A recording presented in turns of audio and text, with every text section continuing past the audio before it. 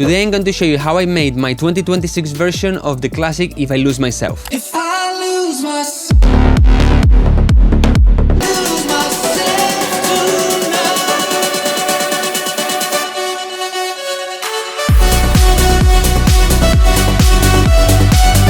Alright, so this is the project, don't get scared, okay? Here I have the radio edit and I decided to make the extended version in the same project, but it's the same thing. And it can be a mess, but this way you also see how real projects look like. So the first thing I did was to put here the original song, and just with the option of FL Studio extract the stem from sample, I got the cappella, the instruments and the bass. Let's go from left to right, so we start from the break, and here we have just the original vocals. I stayed up.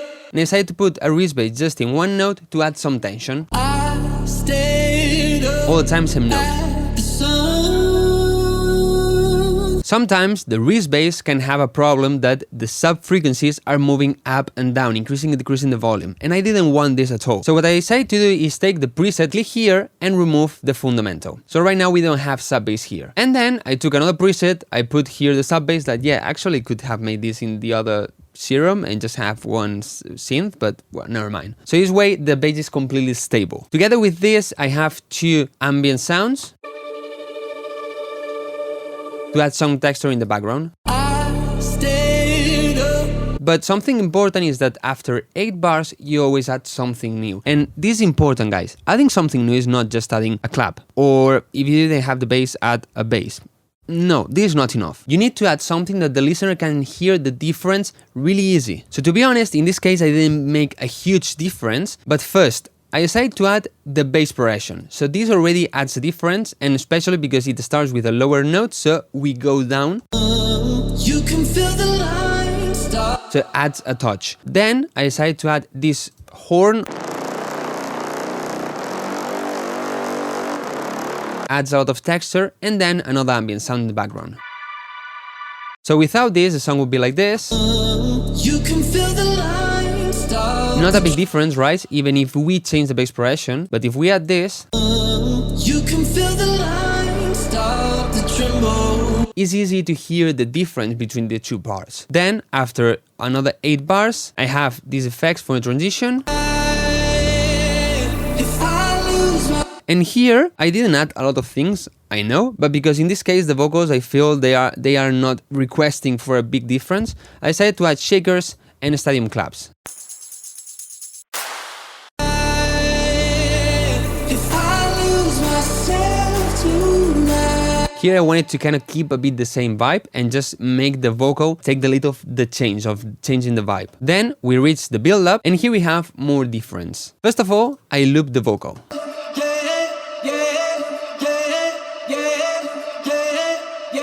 Then the wrist bass is gonna come back to just one note, and as you can see there are a lot of automations here. Maybe it's a mess for you, for me it's really clear, but basically what it's doing is pitching it up and also filtering the lows. So I create a rising effect. Then this sounds like the ambience and the horn, what they're doing is just reducing volume to disappear. We have just effects like in every build-up. And we have snares that basically start with lower volume and go to higher volume. This automation actually is not working. This increase in the volume makes it like add more energy as the build-up is going. Then we have a part of the melody. I didn't want to add the entire melody here.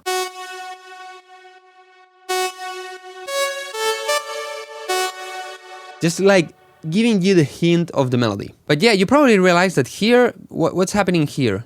There's like a gap, right? Well, if we look at the left of the project, here I had the original build-up, that is a normal build-up, but I thought that here, where the melody does this part, it was nice to make a change. It was like this before, but here it's like this. And in this second part, what I needed is to add a lot more energy. So that's why I have these crashes, but also I have this kick here.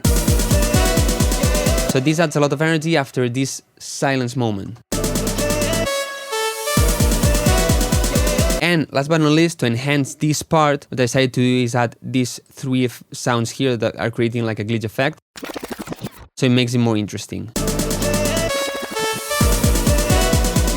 Also, I need to mention that, well, here there's a Landless Smile, that adds reverb and pushes the song a bit more to the back. If I lose myself. And then we arrive to the drop. In the first drop, I wanted to have something quite more dark, you know, in contrast of the original song, in contrast of what I'm going to do later, you know, start like more raw, more underground, more for the club, and then go to something more melodic, more festival-ish. And also, this gap I made here in this second part of the build-up helps to go to this more raw or dark or angry section. The drop starts like this.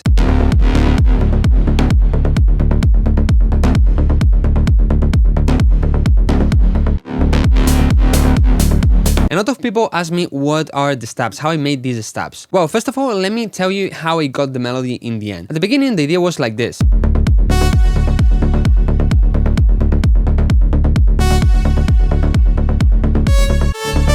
Which is good, but it's not as dark as I wanted to. So then I came up with this. But what happens that I felt it didn't really work with the original melody. So I decided to follow this rhythm that is actually the same rhythm as the original melody. If we check the presets, it's just this stab and this other one. Wildcrow, they don't sound as in the song. What's happening here? Well, I decided to use macros. In this first preset, I decided to use this global time macro, and I checked where this was going. It was to the envelope scaling, that to be honest, I don't know where is this. I just know I can make it from the matrix, macro 8 envelope scaling. So I did the same thing in this other one. I created a macro that goes to the envelope scaling. Then here I have two automations, one for each sound, and I control this macro that makes it go like this. This simple, just two presets and using macros. But Wildcrow, what is this? And what is this? Just test, guys. You need to test things. For example, I started, with this melody. I didn't like it. Then I went to this one. I didn't like it. Then I went to this one. I liked it. But I decided to try different things like this. Or this. But it didn't work. At least I didn't like it. So then I just remove it. Always try to go one step forward, try new things, and if they don't work, just come back. But in this drop, there are two more things I want to mention, at least in this part. First, what is this? And then, what is this? First of all, the mid bass, just like this, rolling bass. For me, this is a bit boring. So with these automations I have here, that basically are controlling macros of the presets, I like open a bit more the filter, and now it's like this.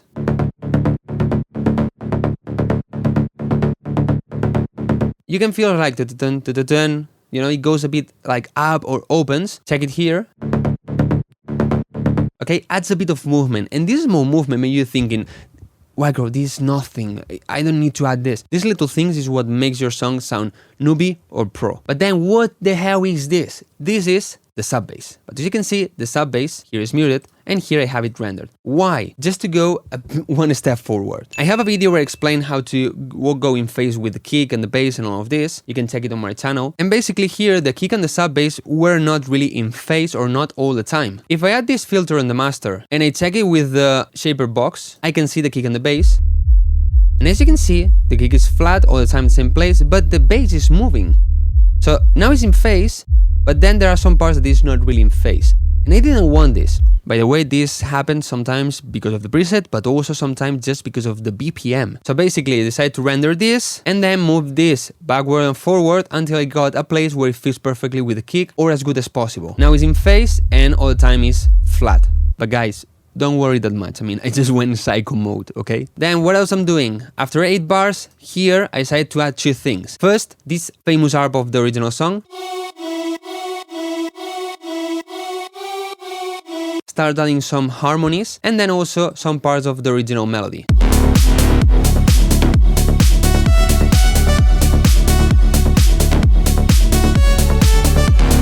So I'm kind of combining the darkness I wanted at the beginning with the melodies and harmonies I'm going to have later. So this is like the middle point. But then to go from this to the melodic part, it was a bit like too abrupt for me. So I decided to create like a bridge here. But it's not that much going on, it's just some break sounds, these 2 sounds that I didn't have before.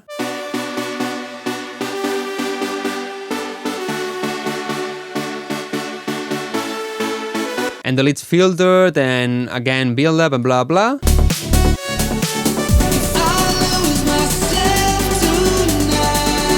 And then we reach the melodic drop that is all of this.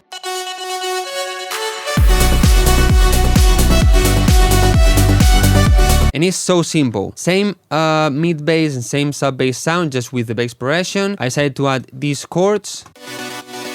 Same drums and all of these. I just added these shakers. Same arp as before. And now the melody with these leads. Nothing else. The two parts of the drop are exactly the same, just here I add the vocals. And then we go to the break. By the way, here in the vocal I have a tremolo. And we go again to the break. That actually the break starts a bit different, I would say. Just the vocal. And what do I have here? I just have the kick and the drop mid bass. Yes, because I wanted to keep the rhythm going on. So I took some of the sounds. I have the mid bass, I have the shakers and the kick. But then, for example, I have this ambient sound from the break. So I kind of combine them. Then here, I add some more texture from the break and I add the sub bass to add more weight to the song. Together with the bass progression. After all of this, I go again to a kind of more common breakdown part.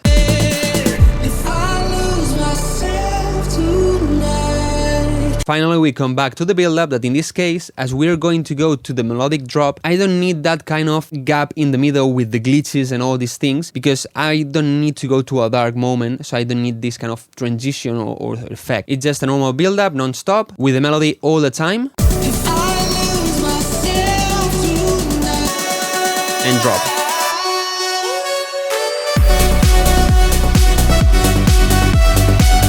And finally, in the second part of this last drop, I have this ooze of the original song.